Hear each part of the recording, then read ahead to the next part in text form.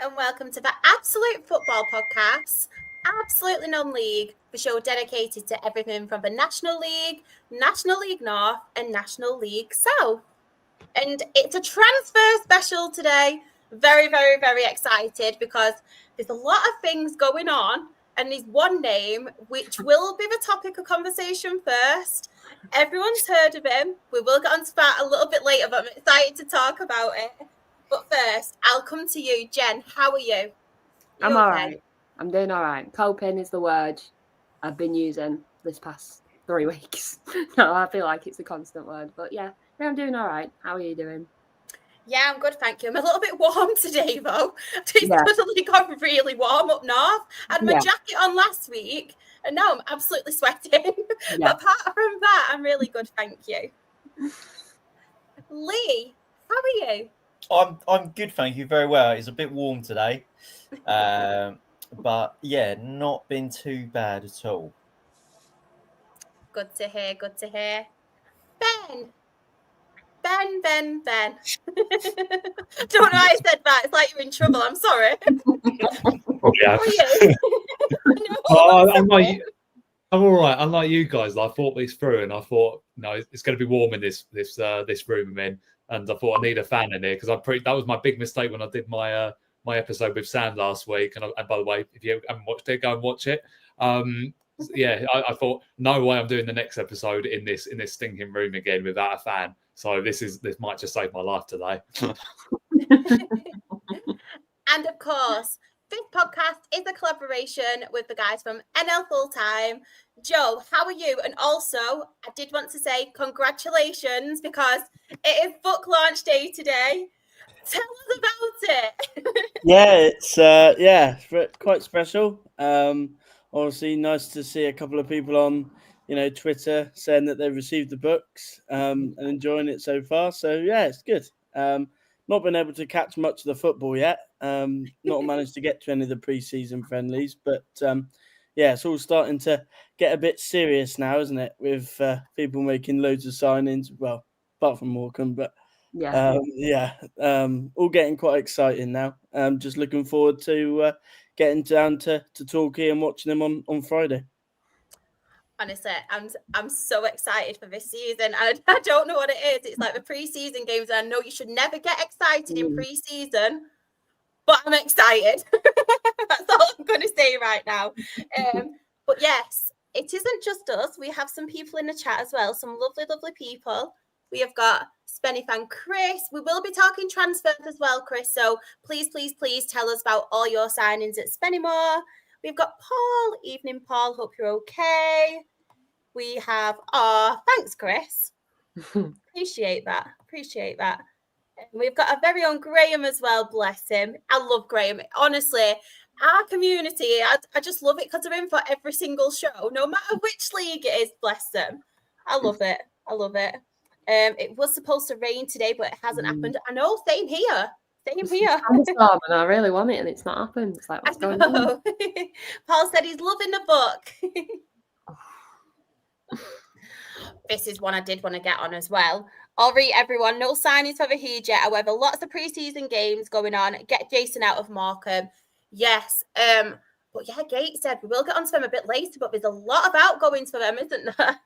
But there is one particular signing I do want to talk about because, you know what? I'm really excited at the moment because there's a lot of big names in National League and National League North and South. But this one, I'm really, really excited to talk about because I just feel like it's a really big name, isn't it? Especially for National League South. But Andy Carroll. Joe, I'm going to come to you first. What's your thoughts on Andy Carroll signing for Dagenham? Yeah, an interesting one. Certainly not unexpected. But obviously there were rumours that he was going to sign for Chelmsford. For whatever reason, that didn't go through. But gone to Dagenham. It's difficult to judge, really, because obviously he's been playing in France. So I can't really make a judgment as to whether or not, what level he's operating at. Obviously, we know what he did in the past. But I would imagine that Dagenham aren't getting Andy Carroll of old.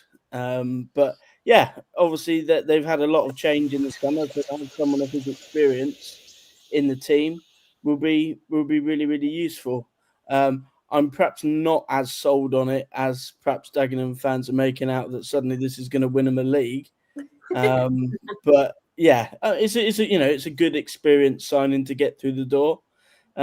Obviously, it's going to be a bit of the Andy Carroll show whenever Dagenham are in town. And yeah, it'd be interesting to see how they handle that pressure.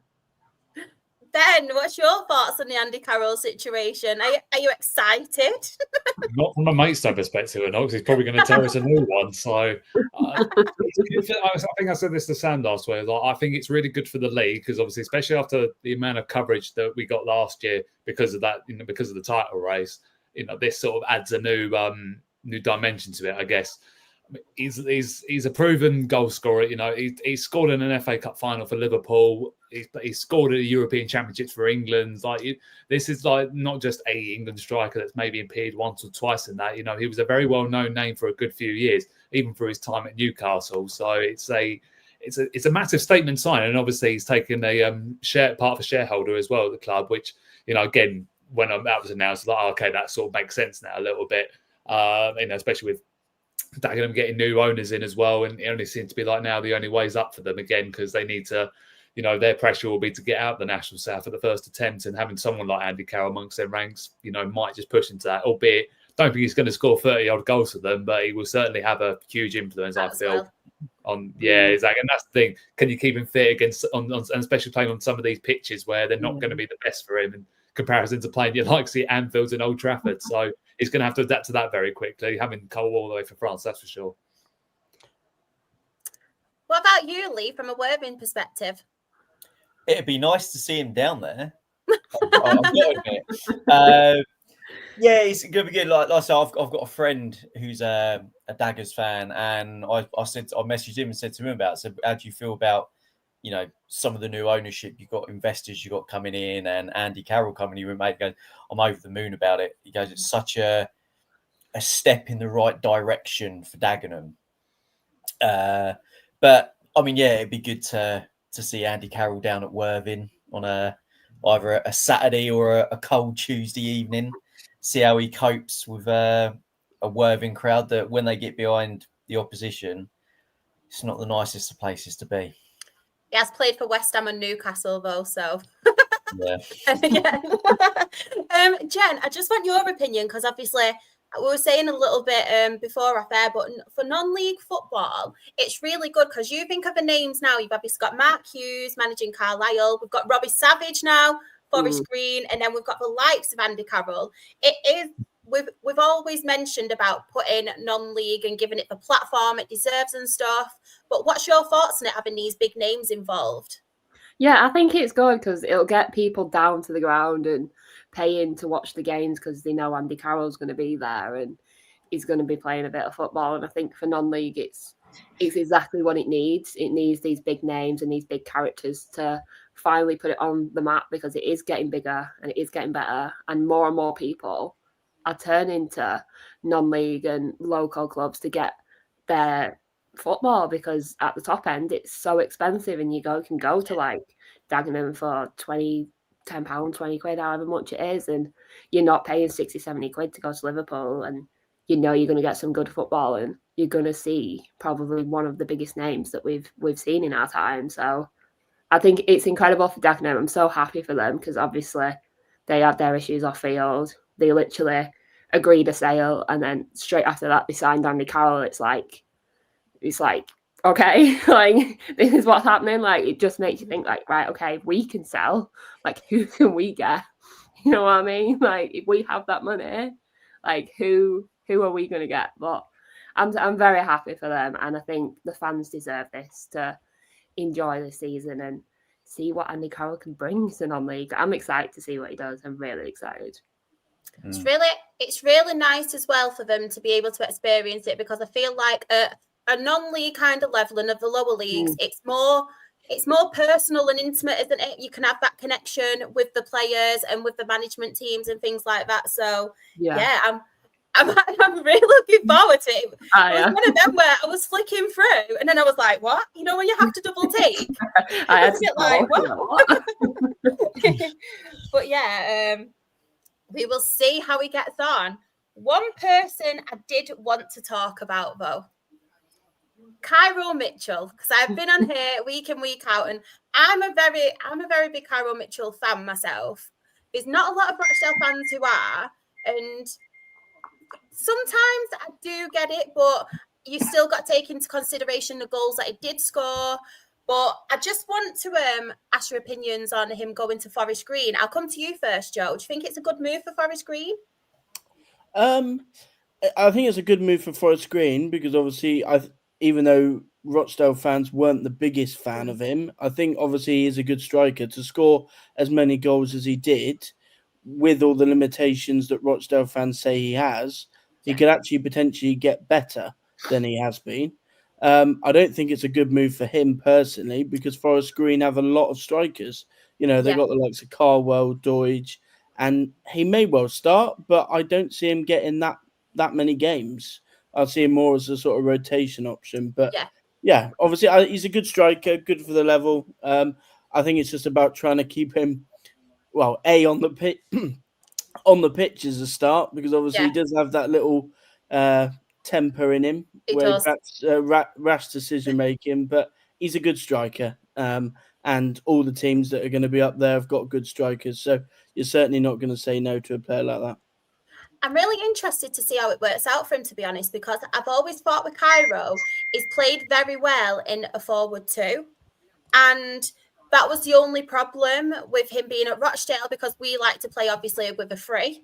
And there's obviously Devante Rodney, you had Ian Henderson, Adi Barlow. And it got to the point of the season last season, despite him scoring them goals, he then obviously struggled to start and make that start. But when I've seen him in that forward too, that's when he's like flourished. So it'll be very interesting to see the style and the formation he's brought into and what obviously Robbie Savage plays. Because, I just feel like the way it was with the front three, that's when he did kind of struggle. Yeah, I mean, obviously, at Macclesfield, Robbie Savage, granted, they had players better than the level, but they played a very forward-heavy lineup. They had a lot more forwards, so there's probably more chance for him to get in. But yeah, I mean, he's not the sort of person you'd want to lead the line in a two. I think you'd want him as more of the player to play off a Cardwell or a Doidge. But yeah, I mean, Robbie Savage has already come out and said this summer that he's going to put together a team that's going to play really attacking football. So, it'd be interesting to see how he gets on. Another one I did want to come to as well. It was a striker, and it was one I was a bit unsure where he was going to go, because there was rumours of us being linked with him. Obviously, Wealdstone fans were convinced they were getting him back. But Alex Reid going to Hartlepool. I mean, I was a little bit unsure what to make of Hartlepool, obviously losing some key players. Hartlepool fans, if there's anyone in, please don't come at me. It wasn't my decision, it was Jim's. But yeah, Alex Reid obviously joining Hartlepool.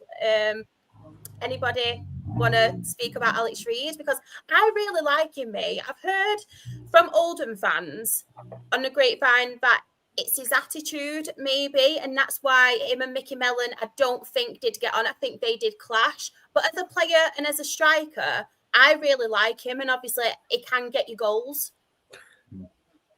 Yeah, he's certainly been involved, I think, around sort of a lot of the northern clubs, bigger northern clubs, I think, in the National League. I think because he had his time as Wrexham as well, pretty sure, didn't he? So he's likely very well known, and he's, that's the thing, his goals speak for itself.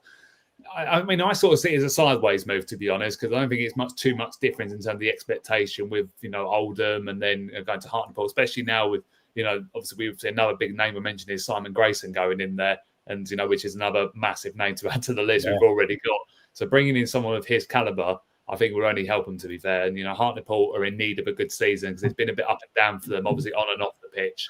Even then it's a bit been, exactly the way they wanted it, especially since the new ownership came in. But they need to get a solid foundation again and try and find their way back to flirting with the playoffs a little bit, because, again, they are one of those sides that should be in and around there, for a club of their stature in this division. So I think, goals will certainly come from Alex Reid. As long as he can get off to a really good start at Hartlepool, because I think he's one of those sort of confidence players. Once he gets one, he'll go and score about 10 or 15.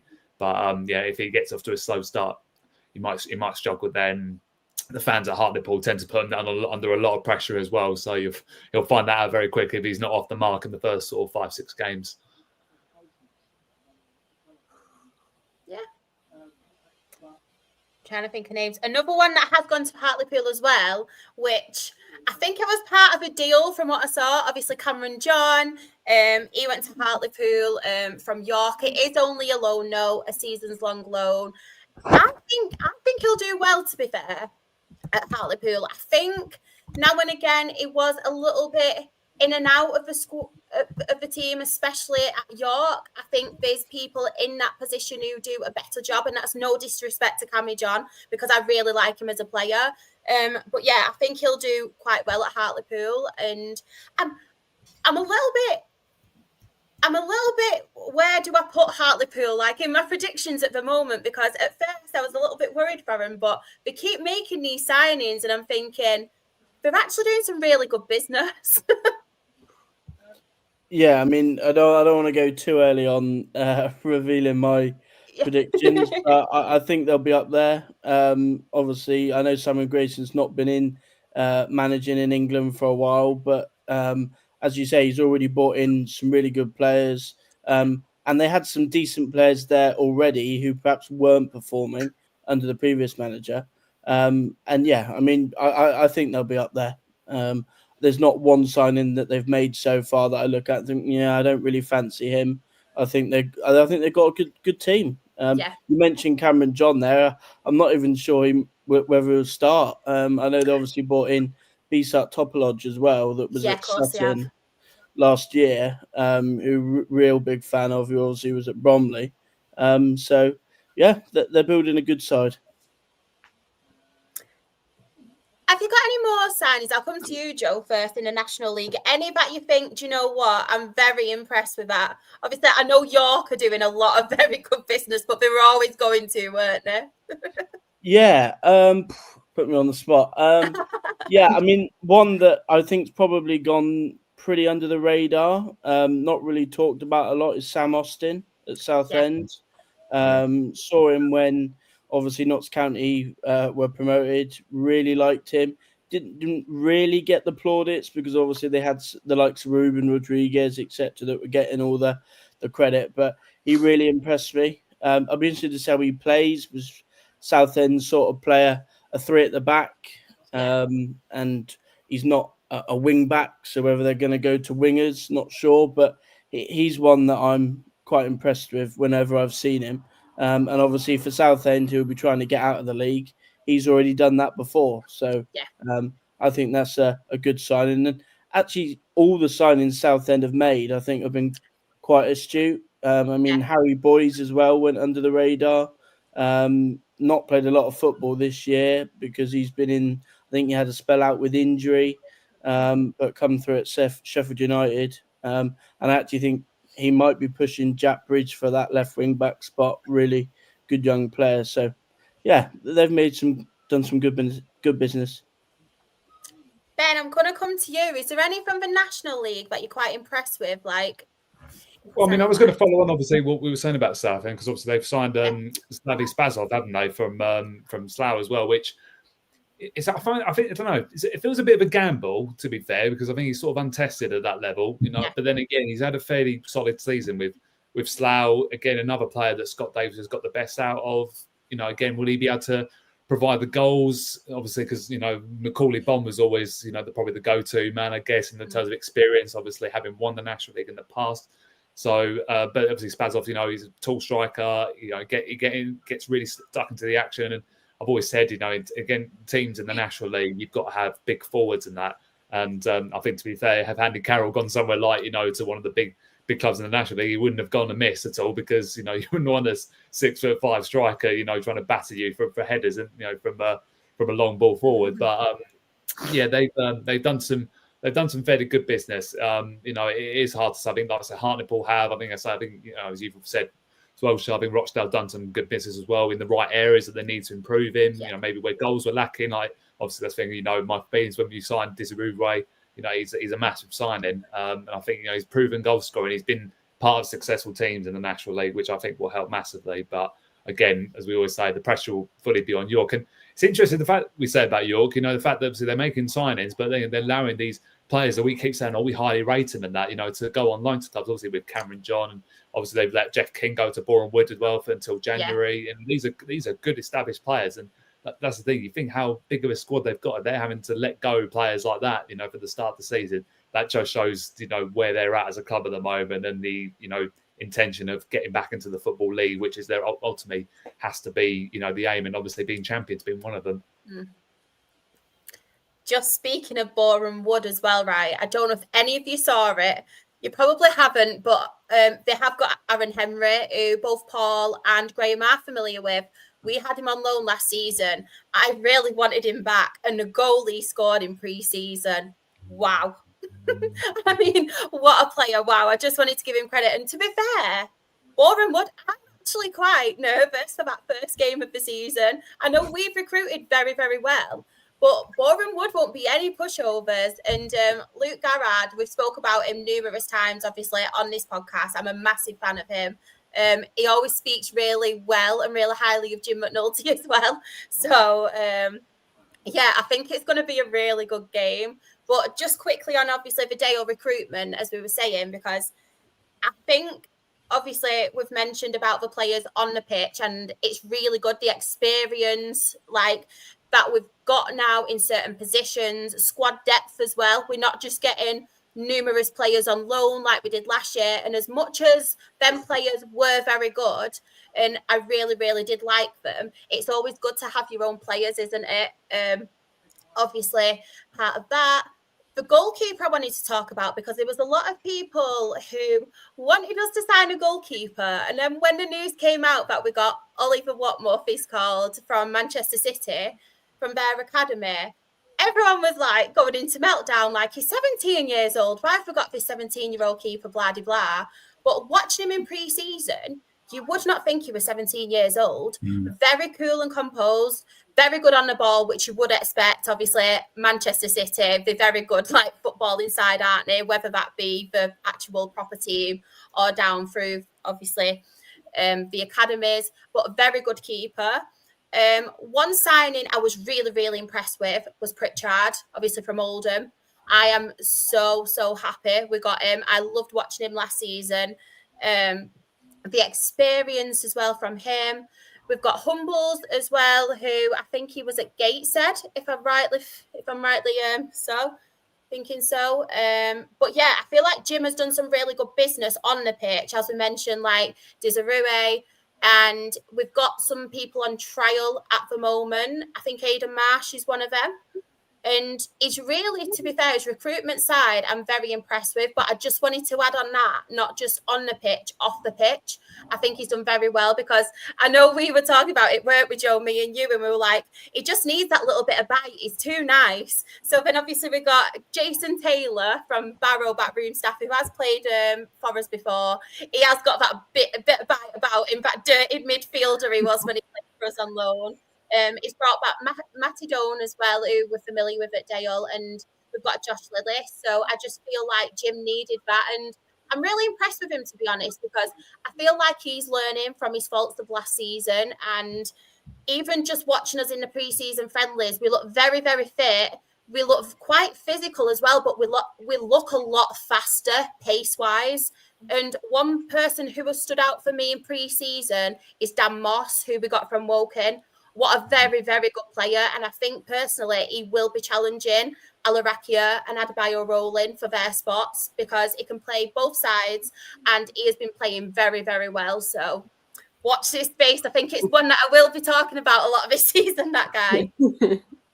I think another business actually I've actually been quite impressed with, to be fair, is Eastleigh. I think Eastleigh have been really recruited very smartly. Yeah. They have. I mean, they've gone for a good balance as well. I've got the experience, because they've bought a few in older players. Obviously, they bought in Nick Townsend from Newport County, Aaron Pierre from was it Shrewsbury Town. You got Josh Lundstrom as well from Oldham. I was going to mention him because they're very good midfielder amongst their ranks, and obviously the two Maidstone boys in Terry Wecker and Aaron Blair, who will thrive at that level. And them as a combo, they've got a very good chemistry between them. They know how each other play, and I think that will help massively. I think the fact they've gone there as a pair will help them vividly. I personally see them going towards the playoffs this year. I think, again, like I said, they are one of those sides that getting amongst there around Christmas time, then slowly towards sort of February, March, they do their whole, go on a bad run and finish mid-table. I just feel like feels a little bit different this time from what they've got. They've got a very good core of squad of players now they're building there, and if they're not in amongst there, obviously, especially with McCallum amongst his goals as well, him and Blair will be a massive danger to a lot of sides in the National League. So I'd say they're probably one of the teams to watch out for this year. There was one signing as well I did want to mention, and Luke Jeffcott from Newport. I was quite shocked about. He's gone to Truro, and I think that's a really good bit of business there. Yeah, he actually finished the season obviously on loan at Truro, as they got promoted from the south. Not that I've tried to erase that from my memory, but I kind of did expect him to go back there. Obviously, he enjoyed his time at Truro. Played in a different position to what we've seen in the past. He's played as more of like a number 10 in behind Tyler Harvey, whereas sort of when he was at Plymouth, he was played more of as that number 9 in the box. But yeah, he's a really intelligent footballer. Obviously, he's from Plymouth anyway, so it's not wholly a surprise that he's decided to stay there. And I expect him to get a fairly good return of goals next year. And they needed someone to replace Cabia as well with the goals as well. Now he's gone off to Grimsby because, that's a huge loss. He was arguably, if not one of the best, the top 3 players in the National South last year. His creativity, the amount of chances he creates, goals he got as well for Truro were massive in securing the title for them. So it was very clear that losing him at that stage, they needed to replace him because they can't keep relying on Tyler Harvey for goals because he's going to find it harder. I think this year, Tyler Harvey. Obviously, it's a massive step up for him, but I think can certainly bring a bit of a different game to them as well because they're gonna need to probably I think it's one of those old sayings, sounds very obvious, but they've got to outscore the opposition. Whether that means they win games 5-4 in that, and I don't think they'll change their philosophy. I don't think John Lasky will change that philosophy. He's been and done it at this level before with Macclesfield, and I have tipped him. Obviously, when we go for a pre-season, I have tipped him to struggle this year, just because of the amount of mileage they're going to have to do, and it's going to be a massive ask for them. But I think if they've got a team spirit there, obviously, they've gotten through a very, very tough league last year. So if they can keep that together, I find that gets you at least 15 points a season. That's what togetherness, and that will be key. And making signs like Jeff Cott will certainly help them for that. One player I just would add, who again sort of gone under the radar, but again Truro, someone I'm really excited to see because I haven't really seen a great deal of him, is a lad called Max Kinsey, a centre back, who was actually on the bench a couple of times in the Premier League last year for Bournemouth. Obviously just signed on loan for Truro, and was captain of the youth team at Bournemouth. So even though he's probably going to be battling for Oxlade-Chamberlain's spot, I'm quite excited to see how he does because he's really highly rated. And John Askey's shown last year that he was able to get the best out of defenders. So quite excited to see what he can do this year. One thing I didn't realise as well, I know I mentioned Gateshead at the beginning, but Luke has just put in the chat, I didn't realise he'd only signed, obviously, David Ferguson from Hartlepool and Callum Johnson from Bradford, both on free transfers, because obviously they have had a lot of outgoings. I always pronounce my H's when I don't want to. Honestly, I hate being a Northerner. Yeah, I was a bit surprised when Luke said that they hadn't signed anybody, and he's actually forgotten that they have signed a third player as well, the goalkeeper Pete Jameson, who's actually then gone back out on loan. Weirdly enough, he's signed as a goalkeeping coach and then left to join Darlington on loan. So a bit of a weird deal, but obviously they've lost so many key players. Luke Hannon being the most notable of them. Obviously Greg Ollie as well to York. So they got a really challenging summer. Has Regan Booty gone to the EFL as well? Is it Barrow? Yeah. The one that surprised me, I mean, obviously we haven't gone on the National League North yet, but they let Aidan Rutledge go on a permanent deal, which they have. Really surprised me because Alan Armstrong came in and said we're going to give all our young, local talent a chance, and obviously they've lost a lot of attacking players, and yet they've let a player who I still feel can be a decent goal scorer in the National League go for a fee to the league below. So that was a bit of a confusing one for me. Was he the one who was on loan at Spennymoor last season? Yeah, so he was at Spennymoor, obviously helped them get to Wembley and had loans, I think, at South Shields as well. So, a bit of an odd one, really, because they look short at the top end of the pitch, and it looks like they're going to lose Malcolm as well, Jovan Malcolm, who, by all accounts, is going to go to the EFL. So, yeah, a bit of an odd one. Yeah, definitely. Just on, obviously, it was a great segue to National League North, by the way, Joe. Thank you. Like we planned it. We have got Chris, obviously, it's Spennymoor. But for Spennymoor, this past 2 weeks, Corey McKeown has signed a new contract, and we've signed Mackenzie Heaney from South Shields, and we've seen Will Harris taking a step up to FC Halifax Town. And he's also mentioned Spennymoor have 17 players signed now, kept the majority of the squad from last season. That's good. Maybe need 1 or 2 players to shore up the squad.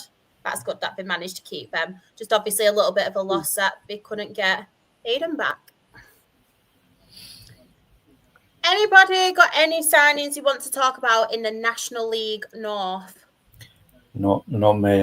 I haven't looked at the National League North too much. It's often focused on a bit more on the South. So I'll leave that to you guys to. I'm a bit of a struggle with that one, to be honest with you. Yeah. This is where we need someone in the National North and that to show their expertise in this. Honestly, got a bit of light on it for us, for our Southern. Because we get so many Southern players and that come down, we never tend to get many of the North ones come down. So we never know the ones up north that are really good. They always tend to stay up there. So I think I'm sort of relying a little bit on Mr. Luke and Chris to actually give us a bit of insight to what's going in the north, because unfortunately, guys, my knowledge of it is absolutely terrible. I suppose I will shine a light on Kings Lynn.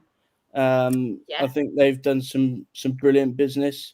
Obviously, they got James Rowe there now, who's obviously making his step back into management. They just signed Manny Madja, who was at Aldershot, who didn't really play a great deal there, had a big time out with injury, but they've assembled a really, really good squad. And don't want to give too much away from me predictions, but I expect them to go very, very close next season.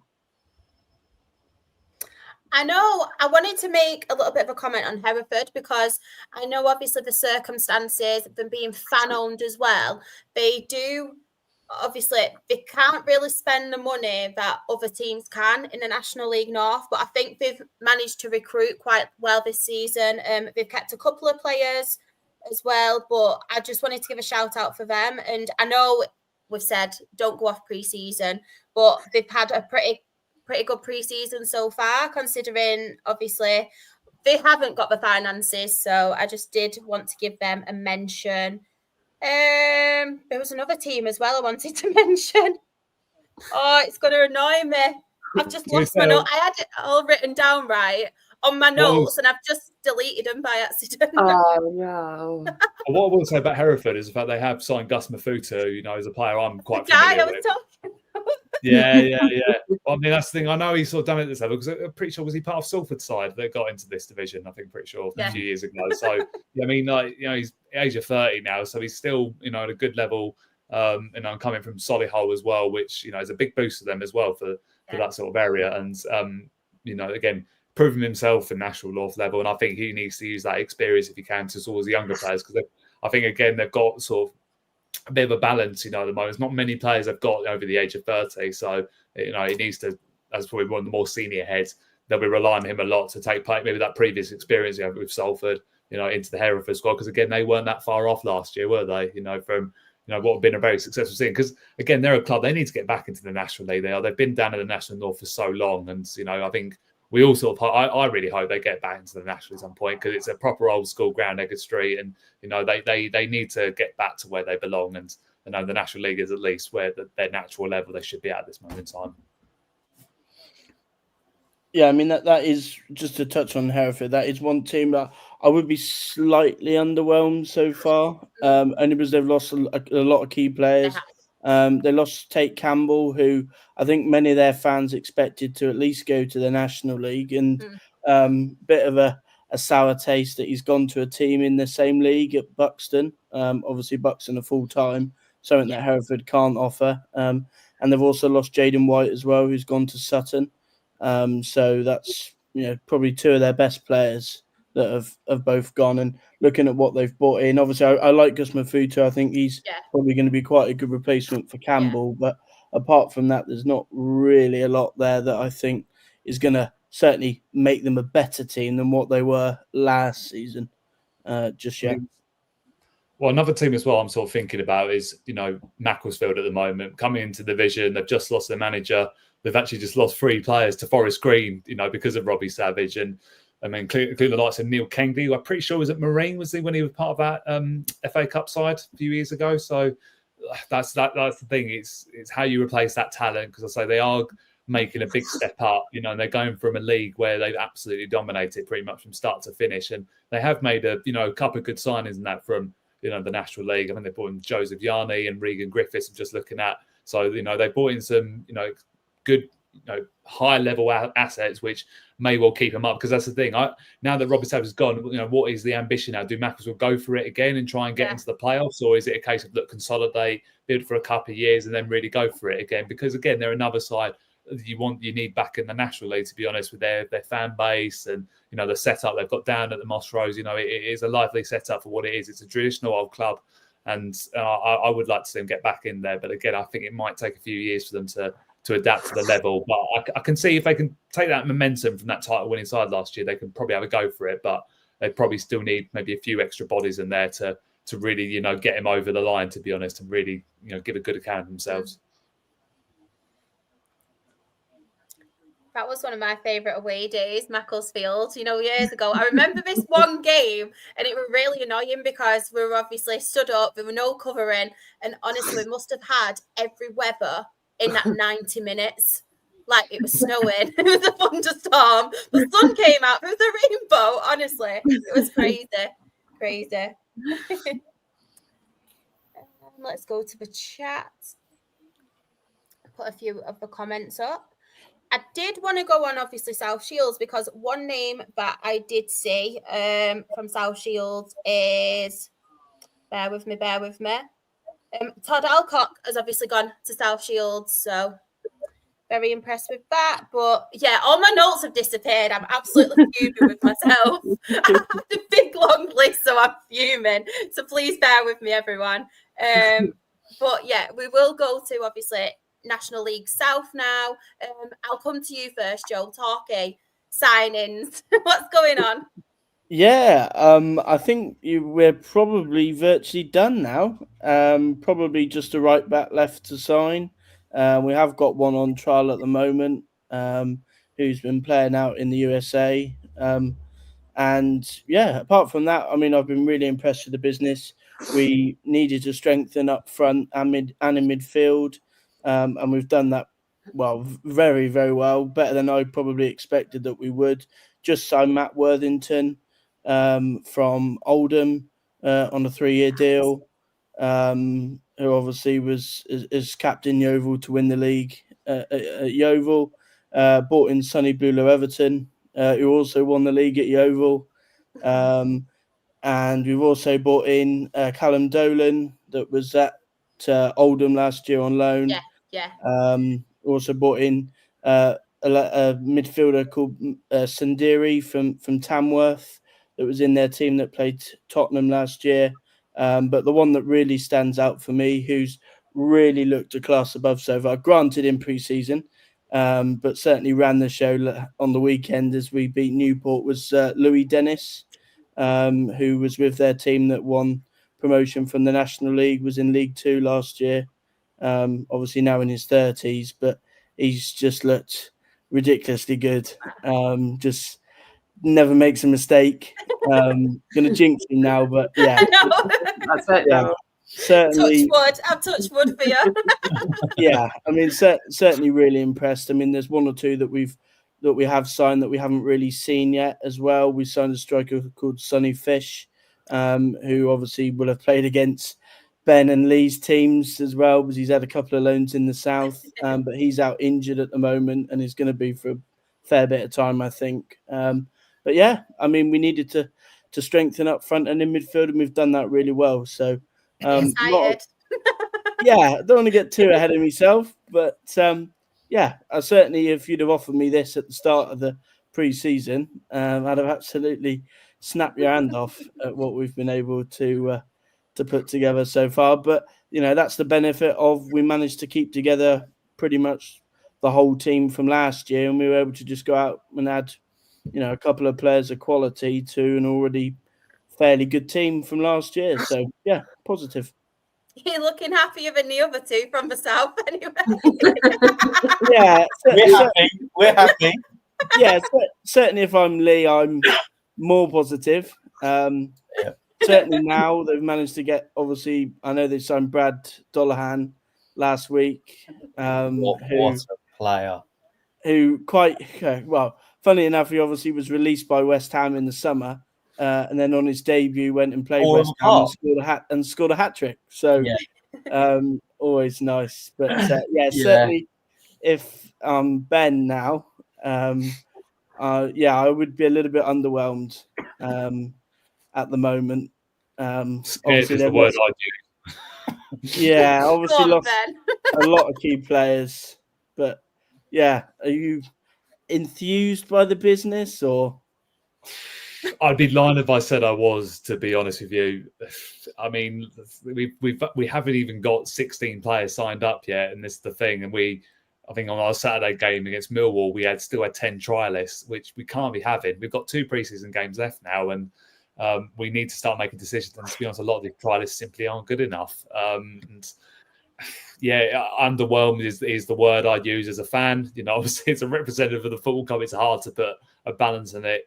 But, when we've gone for players that's the thing. It was always going to be hard to replace Aaron Blair's goals. But when you've brought in 2 strikers from a side that got relegated last year, it doesn't fill you with a lot of confidence. Josh Redfern and Dion Moore coming in.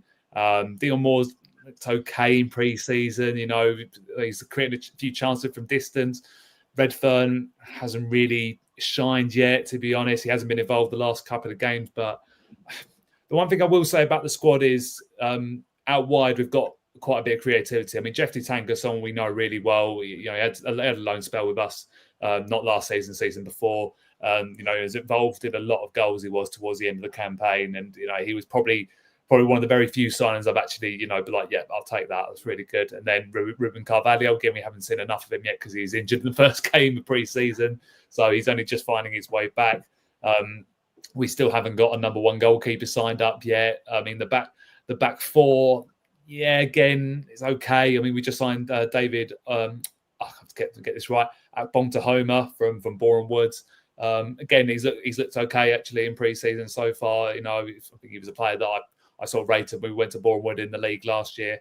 But yeah, and that's the thing. I'm not putting us anywhere near the top half of the table, put it that way. In comparison to the business everyone else has done in the National South, we'll be lucky to make top 15, I think, at this point. And I think we're in danger. If we don't go up to a good start, I think we're in danger of being in a relegation battle. I don't like being negative. As you guys, some of you have been like saying, I'm really positive about it. This is probably the most unenthusiastic for a season I've been in about 15 years. I'm not even exaggerating. I just haven't found anything to get me excited yet for the new season, and the signings just aren't helping it. But I'm hoping George and Craig have got their magic, again, that they can work. So, you never put them in doubt, put it that way. But it's not good at the moment, put it that way. And that's one of the. I mean, obviously, he mentioned Agbontahoma there, and I actually think they've added some good players defensively. Obviously, Lexus Beeden as well that they brought in, and George Elokobi will get a team which keeps quite a few clean sheets because he was a good defender in his playing days, and that's one thing he does well. But you mentioned there Dion Moore and Josh Redfern. To try and be competitive at the top end of the National League South, that wouldn't give me confidence. Especially when you look at the likes of, Torquay, Dorking, Worthing. They've brought in 4 or 5 strikers. That's just naming 3 teams. Salisbury, who finished below them, have just gone and signed Matt Taylor, from the Football League. So, yeah, I certainly would be, because I mean they were a little bit fortunate to get into the playoffs last year. They didn't score that many goals last year, and many games that they did win were by the odd goal. So I do feel they lack that bit of quality going forward for me yet. Great. Lee? I'm happy with how we've done business so far. Was a bit worried at the start because both goalkeepers went and let some key defenders, midfielders, especially strikers with Fylde going, who still isn't at a club yet, as far as I know. He's still a free transfer, but yeah, he's recruited well now. Looking at it, bringing in Harry Ransom from Sutton, really good centre back. So that it'd be good to see him play when the season starts. Also bringing in a young midfielder from Bognor called Matt Burgess, who I saw a couple of times play, not last season before. Really good player down at Bognor. So that's good. And then the youngster from West Ham, Donahue, who I wasn't at the game the other day because I was somewhere else, but saw the highlights, and my God, if he plays him majority of the season, which I think he's going to need, he's going to tear that league apart. He is something special. To do it against a West Ham 11, it was good to see. But yeah, recruitment wise, really, really happy, and I think this year, fingers crossed, it could be fourth time lucky. Oh, I'm gonna clip that. Yeah. I'm gonna clip it up. But yeah, I'm happy, and then obviously once we can get Chris on here and have a chat with him, and we can find out a bit more.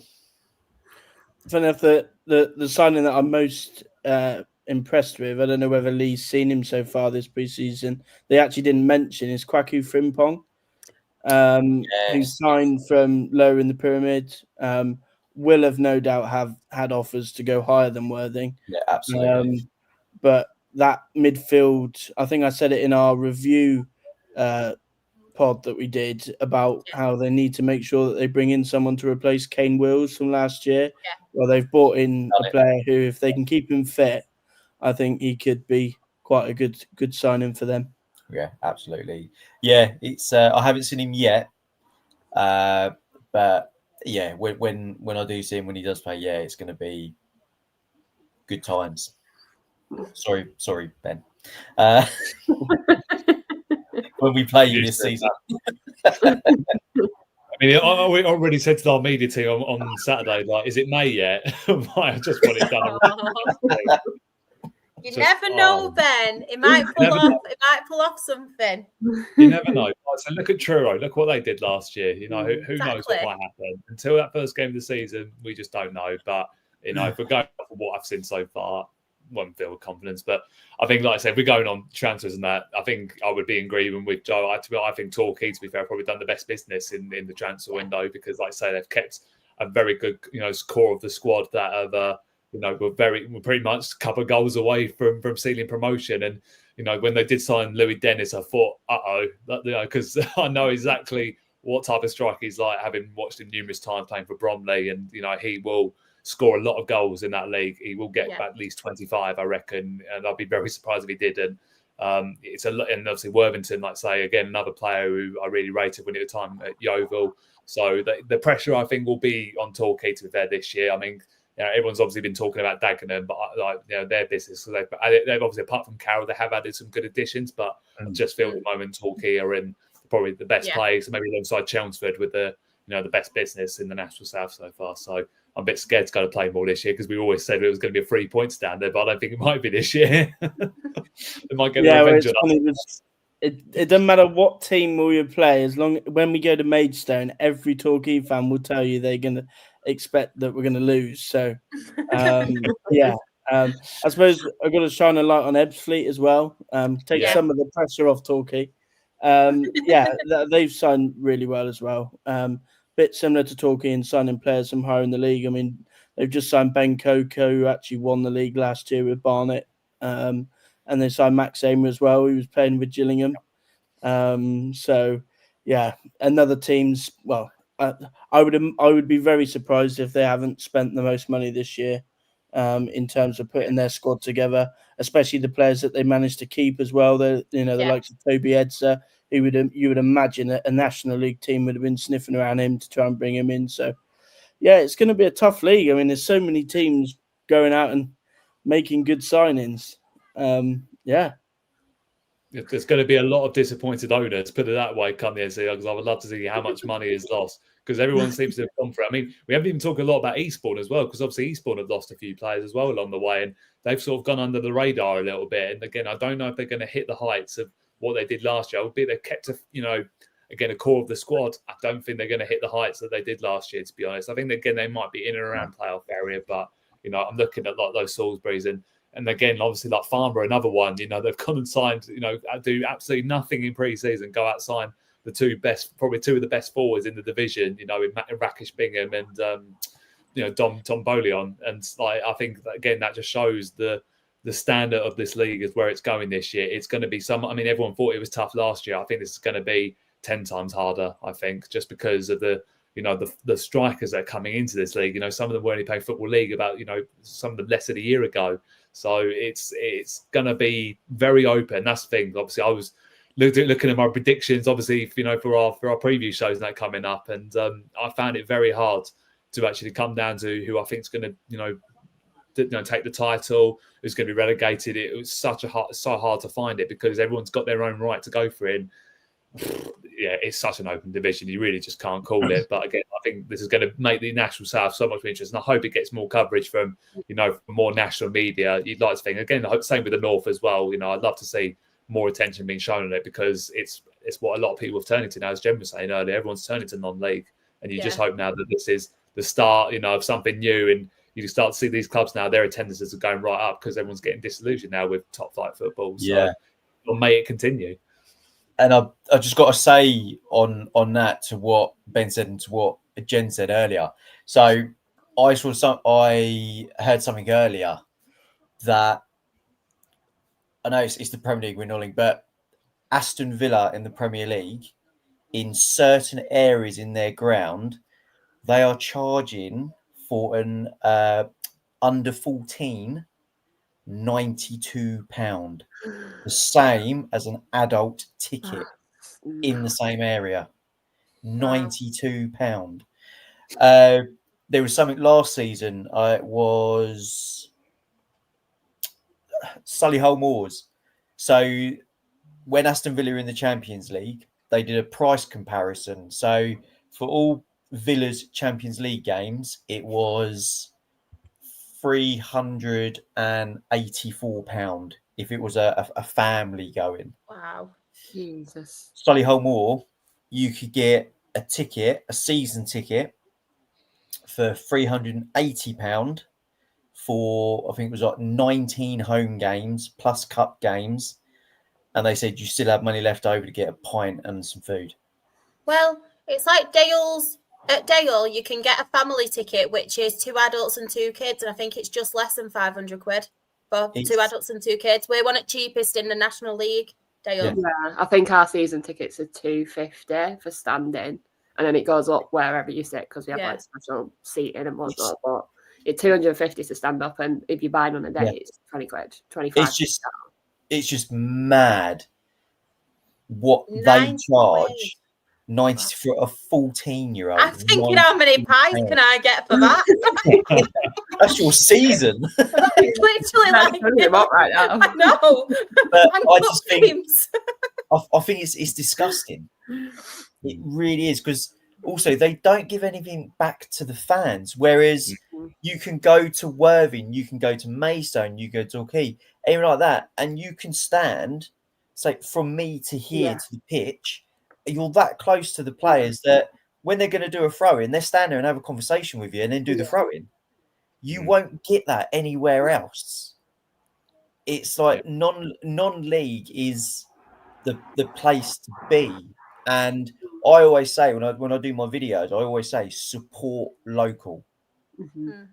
Go to your local non-league side and pump the money into them. Buy their shirts at £30 a pop, not at £85 a pop.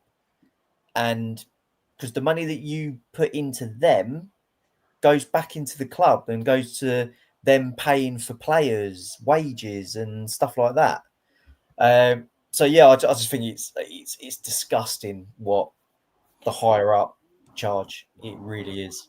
I just want to mention there, obviously Lee mentioned about those prices. I did see a graphic today, albeit it's not the National League, in Step 3. So obviously the one below the National League South, Uxbridge, who are just been promoted to Step 3, I believe. And they're actually charging for one season ticket is 50 quid. Oh my God. That's Yeah. so... And they did a graphic, and they put out a graphic saying we might not be top of the league come the end of the season, but we are at the start. Yeah. So just goes to show, local teams, and well, certainly if you can't afford like 200-300 quid for a season ticket, then 50 quid for a season ticket, and I think it's less than that for sort of under 15s, 16s as well. So yeah, good value. It's all the bonuses you get, like I say, with it, as like Lee was saying about giving back to the fans. I mean, I know full well after the game, our players will always come and take photos with fans. I mean, either win or lose. Like we've got smaller fans that are always waiting by the tunnel area for the players to come out, because they all sign their autographs and that, and they really build connections with them.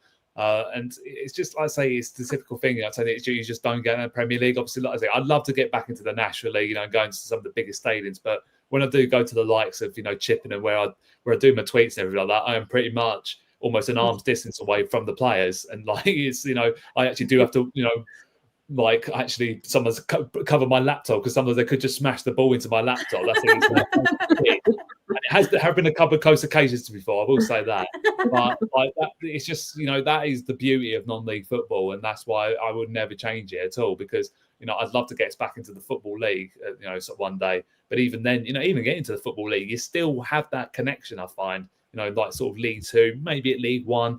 But anything like above that, you're getting absolutely nowhere near your players and that. And like this is the thing, but people bond friendships and that. And like I say, it's the standing around for me. And getting that for like what's it like 200-300 quid, and then in comparison to us paying £92 of going to Aston Villa, where you might sit in the corner somewhere and get no sense of an atmosphere whatsoever. Like I don't know why anyone would do it. Even if it is their club, I would say no. I'll go and find somewhere else then, because there's more clubs around, the Midlands way. Put it that way. Like I say, you have got your Solihull Moors not too far away, and again, like they're one of those grounds. It's not the nicest ground to go to. You're still close to the players, so yeah, it's a massive thing now. And it's like if it weren't for that, I wouldn't be involved in non-league football at all. If it wasn't for that side of things. Anybody else got anything to add on transfers? Nope. I just wanted to bring this comment up as well. I do not have good memories of Ebbsfleet. This is why I'm happy. They've been relegated, but guaranteed we get them in the cup at some point and they will beat us. 100%. But yeah, just before we do end the show, I know you did want to give us a bit of an update on the Morecambe situation, didn't you, Jen? Yeah. So it's been, what has it been? 1st of July. The board put a statement out saying that they wanted to put it into administration, give them till 4 o'clock. Then it was extended till 6, and then obviously it wasn't extended until the next day. And then the board were sacked after that. And since then, it's been an absolute joke of what's going on. I think Liam turned around to me yesterday and said he's put 16 statements out since the 1st of July, and not one of them has changed anything. There's lies after lies after lies. There's been, I want to say, about 4 or 5 times he's promised wages, and all the staff are like, yeah, all right, we're going to get paid, we're going to be able to sort our bills out and pay everything we need to pay. And then you go home and you wake up the next morning and it's not in your bank account, and it's like, what's going on? Like, at this point, can you believe a word that comes out of his mouth? Like, that's ridiculous. I think it's been I think it's been hard for the fans because obviously there's still pre-season going on, still turning up to the games. The players are still playing the pre-season games, and I've got to give full credit to every single one of them players that is turning up to the pre-season games, stepping on that field and playing football. Because I went to, I think it was Hyde, it might have been Hyde, I think it was Hyde I went to, and there was about 300-400 Morecambe fans there because we thought that could be our last chance to see our team. And I was waiting for Liam after the game, and there was Tom White there and there was Jamie Stott, and they were just saying, like, even though the situation on the pitch, getting on that field and playing a bit of football takes your mind away from it. They're not thinking about what's going on off field. They're on there and they're playing football that they love. And the fact that every single one of them players is still there, like right now, is incredible for them because they could just leave if they wanted to. After 2 weeks, players can just go, hand their notice in and go to another club. And the fact that all 13 of them are still there is true testament to how much this club is a community and sticks together. And I think it's hard as a fan because you're thinking, all right, so the game last Saturday could have been our last game. We're now not playing the pre-season game at home, which we was meant to. Then it was put behind closed doors, and now it's not going ahead at all. It's like you sit there and you think, right, what's actually going to happen now? Like, are we going to be a club come the end of the week? Are we going to be put into administration? Is he going to sell the club? Like, I don't understand how he can sit there at home and be all right with what he's doing, because he's not just messing with the fans. He's messing with the players. He's messing with the staff. Like, every single one of them staff members has not stopped going into work since it happened on the 1st of July. Every single member of staff is still getting up, going into work in the morning, sitting there trying to figure out what the hell they're going to do. Because obviously Liam can't put anything out on social media. All he can put out is the statements. And it's like, that will grate you down at some point. Like, you are just putting statements out and that's it. And then we come to Friday, which I won't lie, I did get my hopes up about it because I thought, right, this is it. He's named this new buyer. It's going to happen. He's going to say he's putting a generous amount into the club to pay the wages. I went to meet Liam after work at 5 o'clock. Absolutely no update whatsoever. Literally went home and nothing was said. We had no updates over the weekend. Absolutely no updates today. I just don't know what he thinks he's doing. Like, we had obviously had to give our license to the National League on Friday, but we have nothing to give them. Like, what can we actually give them? Like, we have nothing. So now it's up to them to decide what happens with the club now. And I think, personally, it's been the most stressful 3 weeks of my life. Living on one wage while he sat at home, just twiddling his thumbs and deciding who he wants to sell to. Like, I just don't understand why he's not picking up that pen and signing to Punjab, because now Punjab want their money back. They can't have their money back because they've got no money in the club at all. Like, there's literally zero money. They've had to cancel proms, funerals, birthday parties. Every single event's been cancelled because they literally can't get the staff in because they can't pay them. They can't get any of the food in because they can't pay for the food because there's no money in the accounts.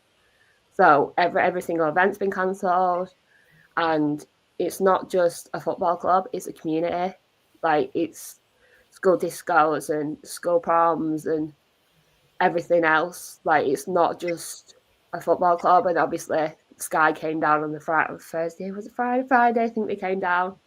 And you watch it back and you see some of these fans in tears. And it's like, how can he sit there with himself at home and think it's all right to ruin this? Like, this is a club that's 105 years old. It's not 20 years or 30 years. It's 105. It's promotion to the Football League. It's promotion to League One. It's Tottenham away. It's Chelsea away. It's some of these experiences as a fan that you don't get to experience all the time. And the fact that he's willing to ruin this, I just really would love to know what he's thinking, because I've seen staff in tears. I've seen fans in tears. I've been in tears because at the end of the day, we are a couple that live in a house that have a house to pay for. And how the hell are you meant to pay for your bills and your food and everything else with one wage? It's literally impossible. So I think I just really hope by the end of this week we are sorted somehow. Someone needs to step in and do something, because he isn't going to sell that club. He won't sell that club unless the National League or the FA or someone, even if Punjab have to put us into administration to get that money back, someone needs to do something, because the fact it's a couple of weeks away now from the season and we've got 13 players, 3 of them are first-year scholars who are 17 and 18 years old, and they've not really been able to experience what they should have as first-year scholars, I think is atrocious. And my thought is he doesn't want to sell this club. He wants to do what he did to Worcester, and he wants to burn us to the ground like he did with them. And honestly, it would not surprise me if he did that. But I hope somewhere tomorrow, Wednesday, whenever, someone has to step in and go, right, this is enough. You are messing with people too much. It's payday next week. People are owed 2 months' worth of wages now. Someone needs to force a sale through somehow. I don't know how it's going to happen, but someone needs to, because there's staff that have got bills to pay. There's players that have got families and lives. Like, we're not some Premier League club who's on billions and millions of pounds. Like, a lot of the staff and a lot of the players live paycheck to paycheck. And when you wake up on that morning and you don't see money in your bank account, that's what gets to you. And I think the only reason that statement went out on Friday is because Sky Sports were at the ground.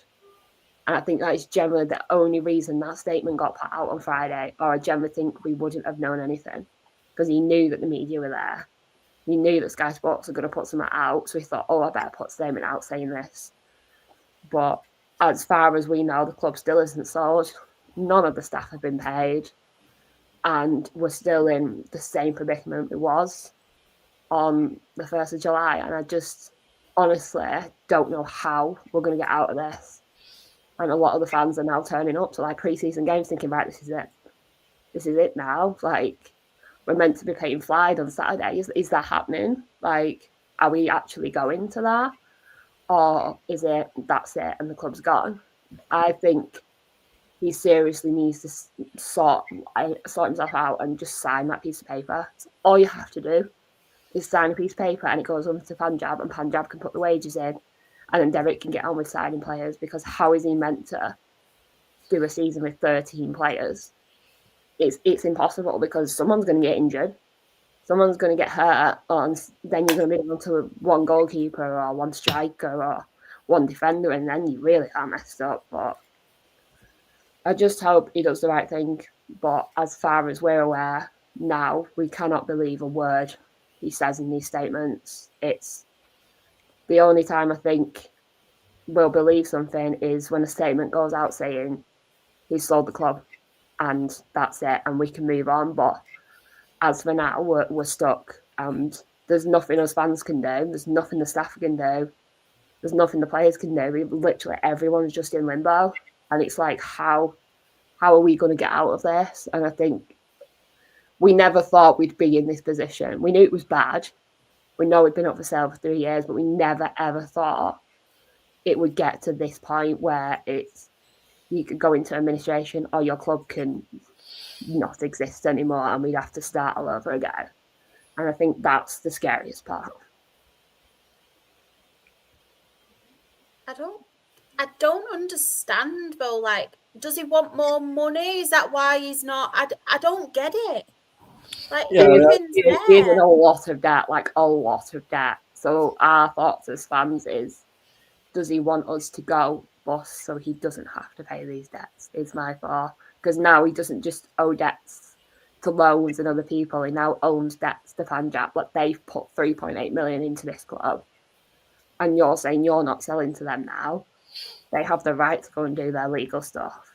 And they have the right to claim that money back because that's money they put into the club thinking they was going to buy it. And now you're saying you're not selling to them because they've spoken up and told the fans what's actually happening.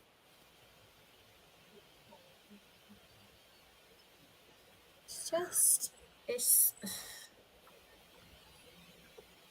hard, Yeah, I mean, really. just to obviously to add what Jen said, obviously the hope obviously for Morecambe fans. You know, I was there last year with Torquay. Hopefully that they can come out the other side of it like we did. I agree with you, Shah. I don't see, you know, if they go into administration, there's still debts to pay. There's no benefit to Jason Whittingham if it does go into administration. You know, he'll lose money either way, so there's no benefit to him.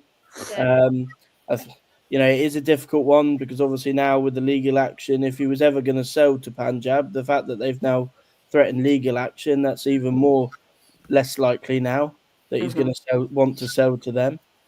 So yeah, it's a difficult, wasn't it? But you know, I suppose the only hope I would say is that obviously, you know, keep that pressure on. Because obviously it will pay true. And Derek Adams is a fighter, so no doubt that in the background he'll be getting his players together. That once he gets that green light, that he can then sign some players, whether it's 20 players in one day or whatever, like they did last year. He'll have his army waiting to sign. But yeah, it's such a difficult situation, and I think for Morecambe, they don't really care what happens this season as long as they got a team to support. You know, it doesn't really matter what happens on the pitch, as long as they've got a team and under new ownership. That's the most important thing. It's literally like you couldn't even look forward to the fixture day. Like Clean was sat at home putting all the like fixture graphics together, and he couldn't even put them out. Like he's got the fixtures ready to go. He's got special like fixtures that we're looking forward to, and Easter and Christmas and stuff, and he can't even put them out. It's like he's got all this work behind the scenes, but you literally can't put anything out because all you're doing is putting statements out. And I think as a person, it's going to grind you down eventually. Like it's going to just sink you to the bottom because I just don't know how he thinks it's all right to act this way. Like these are people that have been with this club for years. Like there's people that have been when they was a kid and then they took their kids and now their kids take their kids and then it's a whole family. It's not just a little club that you're messing with. It's a community. Like I think it was Friday when Sky Sports were there. I think I posted that there's a bus full of kids that came round. I saw that. It's stuff like that, and it's like you're not just messing with the club now. You're messing with school kids that go on the weekend with the mum and dad, or they go with their friends, or they're going like the players will go around the community and go to the schools and have chats with the kids. And I remember when I went to the Hyde pre-season and we got there late, and then obviously Liam was there on the side, and he was saying that Tom White had gone up to a child and talked to him and asked him how his day was and how he's coping with everything. Like that's not just a player, that's someone who generally cares about the club, and I just don't know how he can sit there and be all right with what he's doing. Like I would love to just speak to him and go, why are you doing this? Because you've promised wages 4 times now. It's 3 weeks. It's literally a couple of weeks until the next payday, and no one knows if they're getting paid yet. Like, how can you live with yourself knowing that people have bills to pay? And I just don't know how he was allowed to own our club at all. It's quite clear as well. It's quite clear as well from like the obviously the last statement that went out that maybe the damage is done with Punjab, because obviously coming out with that name, you know, Johnny Cato, no one even knows. No one's found any records at all. But I think there's just seen a few of the comments saying as well. It's clearly a cop out because he's done. You know, he's clearly said something, and obviously he's not clearly looking to intend to send to Punjab. He said like, right, okay, I've messed that up now. I need to find another way out, and obviously he hasn't got it. And you just want to know, like, especially right at this moment, like right at this second, what is he doing right now? Is he looking at everything to try and save the club, or is he just sitting on his, his seat watching TV? That's the thing. Like you don't know what's going on. And if I were me, I would be looking at those papers right now, staring at it all night if I have to, and say, look, I need to do, just do it. Like, just make the right decision now. That is all of everyone, not just in Morecambe, but the whole football community are asking. For the sake of football, the fact we've seen, obviously Bury go not that long ago. There's loads of clubs. The Sheffield Wednesday's been struggling. We've seen Reading struggle. We don't want to see clubs go down, and that's the thing. And obviously, it messes with the integrity of the National League as well, because Morecambe are going to be a fantastic asset to it. Obviously, they've been there before and won promotion, and I just heartbreaking. That's the thing. Like everything that you were just saying, Jen, nearly got me, to be honest, because it's just like, it just reminds me back to when our club, obviously nearly went, and obviously I know it was completely different circumstances, but I was so thankful it never got to a point where it wasn't the owner that was intending to sell, because at least we knew of someone that was always willing to sell. We just couldn't find people to sell it to. Yeah. This person is literally a signature away from changing everything, and that and everyone has a different outlook in it.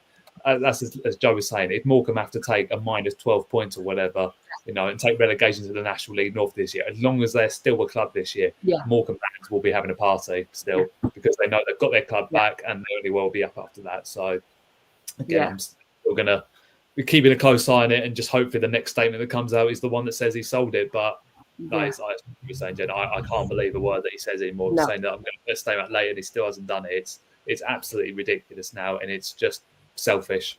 Just pure way of saying it. It's just so selfish. It certainly, one point to add on that is that I think this is something that the National League and perhaps football, certainly the lower leagues in general, have got to look at, because I think somebody mentioned then about the Yeovil situation. Yeovil were in a similar situation whereby they had prospective owners, obviously Matt Ugler, that's obviously now in charge of York. He put money into Yeovil on the presumption that he was going to be, taking control of Yeovil.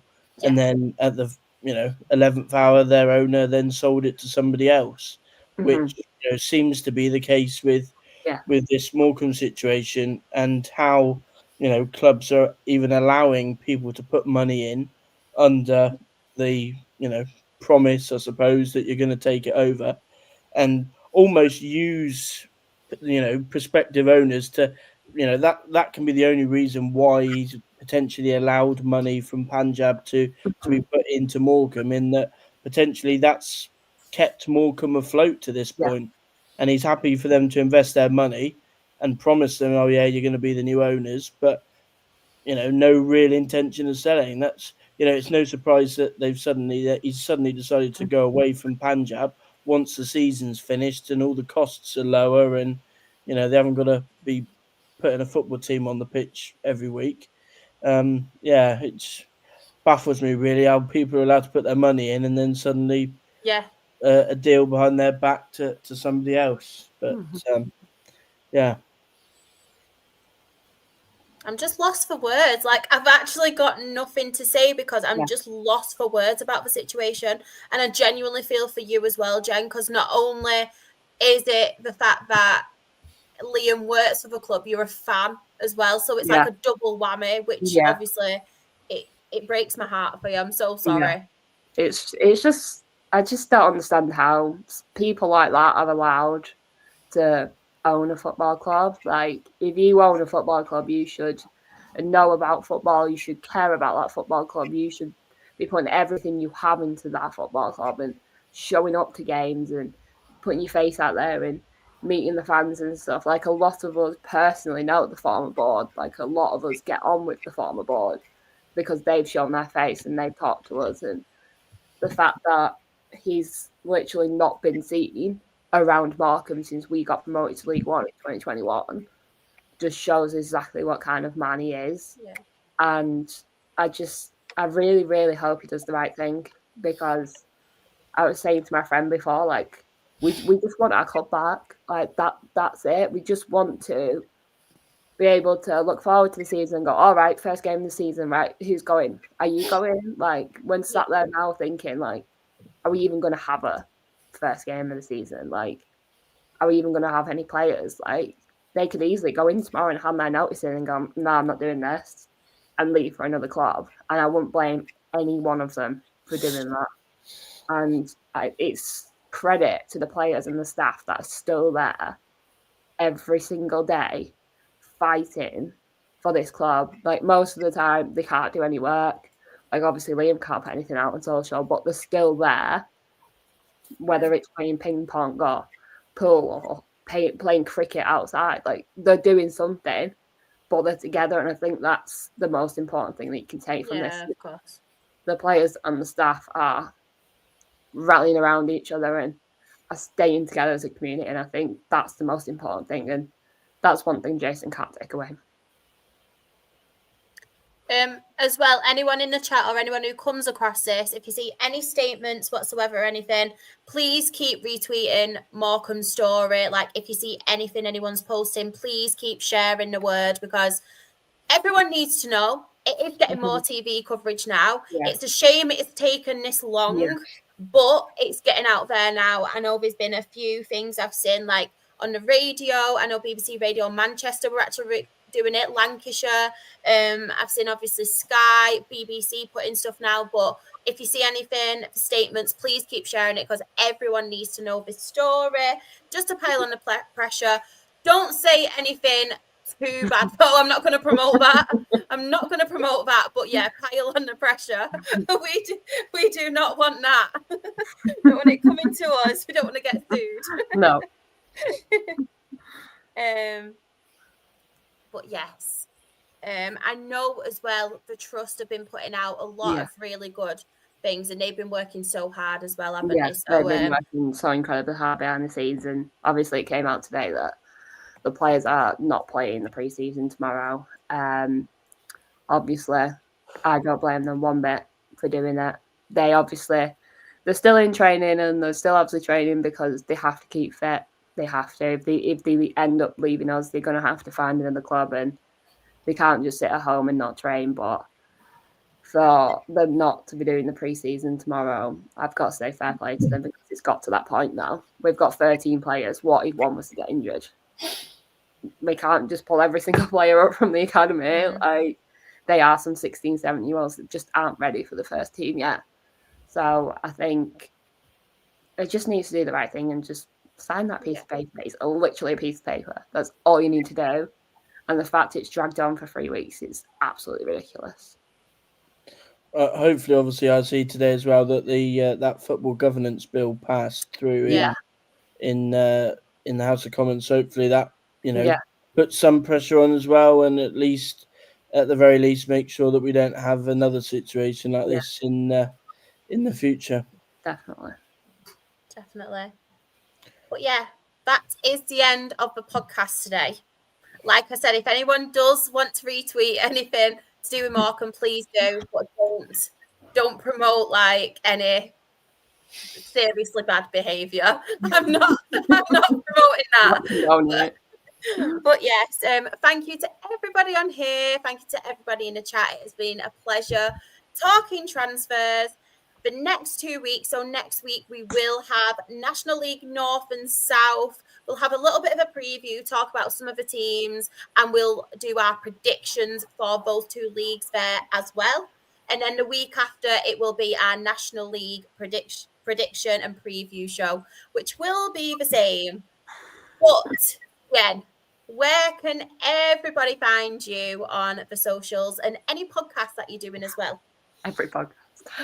So you can find me on Twitter, Instagram, and TikTok. It's JenHun_ on there. You can find me, Rebecca, and my other two friends doing the Girls in the Grandstand podcast, all about F1, which we should be back for on Sunday, because obviously there's been a little bit of a break, but we all should be back for that, which is exciting. But other than that, you'll find me on social media trying to be positive, hoping for a good outcome, and praying that the club is sold by the end of the week. Just on Rebecca as well, I know a lot of people are familiar with our Rebecca on our Absolute Football podcast team. I just wanted to say congratulations to her because she has stepped up and she is now Her Game 2 ambassador of Accrington Stanley. She's doing some really good work. She did have an interview today as well. So, yes, well done, Rebecca. Really, really proud. Honestly, I love this because Rebecca, when she first started on the show, bless her, she was so quiet, didn't come out of a shell, and just watching her progress is just amazing. So proud of her. Wanted to give her a shout out. 100%. Lee, where can everyone find you? Well, on a Monday, you can find me doing the Absolute podcast, Absolute Football podcast.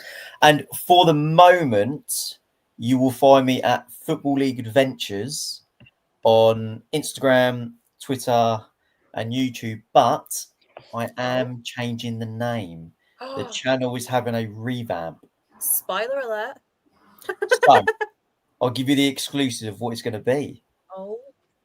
So the channel is going to be changing to Lee's Non-League Adventures, where there'll be a brand new badge design, name design, whole channel changing. So that will be coming very, very soon. Don't be upsetting anyone, though. We won't go into it, but don't be upsetting anyone. Yeah, no. You get merch as well. That's what I'm there for. Yeah. And all the mugs and jumpers coming out. There's going to be a T-shirt coming out, but I'm still planning it at the moment. So yeah. Oh, interesting. Ben, where can everybody find you? And I was going to do it before. You've already done it for me, but plug the special episode as well. You go for it. Well, it's Ben Stones FC 1 on Twitter. Yeah, if you obviously, I did a episode with Stan our very own Stan, the EFL man last week. Obviously for our members only. So it's about an hour long. Unfortunately, sorry about that. But if you want to find out a bit more about me, my journey in football, and obviously coming into the podcast, then get on it. Sign up to the members only page to find it. That's exclusive where it is at the moment. But I'll just leave it at Jason out. Simple as that, really, for me. And of course, as we mentioned at the start of the show, this podcast is a collaboration with NL Full Time. Joe, where can everybody find the podcast, your work, and plug your book again? Why not? Off the Line blog. So book's out today. Diamonds in the Rough, looking at players from non-league that have gone on to play at a high level. So you can pre-order it from the link on my Twitter, or if you want to do it the old-fashioned way, you can even go into a bookshop and find it. Looking forward to seeing everybody with their copies. Obviously, Paul has already been enjoying it, but Off the Line blog on Twitter, and we haven't done many episodes on NL Full Time during the summer. I think we've been enjoying the break, but we'll be back soon with our previews of the three leagues for the new season. Love that. Do you know what? I'm going to go around everywhere now and take selfies with your book, Joe. Promoting it. I'll do a different expression and pose every time. Definitely going to buy it, though. Not just going to pose with it, I promise. And of course, if anybody does want to find me, I am SharXREFC. That is on Twitter, TikTok, Instagram. Please follow my Her Game 2 stuff as well. It's Rochdale HGT on all of those socials. We have had a little bit of a rebrand this season, and there's loads of stuff going on. I just want to thank the club for that. They've been really, really supportive, especially the Ogden family. They've been really, really interested in working with us to try and promote more of our Her Game 2 stuff, which is absolutely amazing. So thank you so much. But I don't want to freebie Paul. I don't. I'm going to buy it. What do you think I am? I might have been from near Rochdale, but I'm not. Doesn't look like one. But we are the Absolute Football Podcast, and we are live on a Monday, Tuesday, Wednesday, and Thursday at 8:30. On Twitter, we are Absolute Ball Pod. YouTube and Twitch, we are Absolute Football Podcast. TikTok, we are Absolute Football Pod. Instagram, Absolute Football Podcast _ Blue Skies, Absolute Football. And on Facebook, we are the Absolute Football Podcast. We were Best New Content Creator at the FCAs.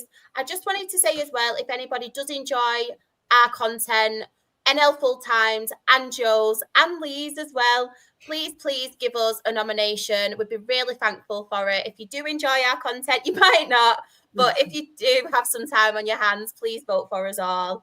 But yeah, on a Monday, we are absolutely non-league, where we cover the National League North, National League South. On a Tuesday, usually, we are absolutely Premier League with Sam and the team. But this week, we have Freya and Paul, and they will be covering, obviously, the semi-finals, I think we're at now, aren't we, for the women's football? Yeah. Yes. So tomorrow and Wednesday, they will be doing the live watch-alongs. And I just want to say what troopers they are, because they have done every single night there's been a game on the live watch-along. So well done to them. On a Wednesday as well, usually, they do the Absolutely Women's Football Show, where it's obviously the WSL and the Women's Championship. And then you can catch me again on Thursday with the EFL team. It is absolutely lower league. Bit similar to what we've done today. We will be talking transfers. And then the next 2 weeks after that, it'll be League One and League Two. And then our championship preview and prediction shows as well.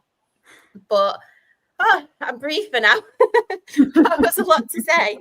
But yeah, thank you so much to each and every person in the chat for tuning in. Hope you all have a lovely week. And Jason out. Bye, everyone.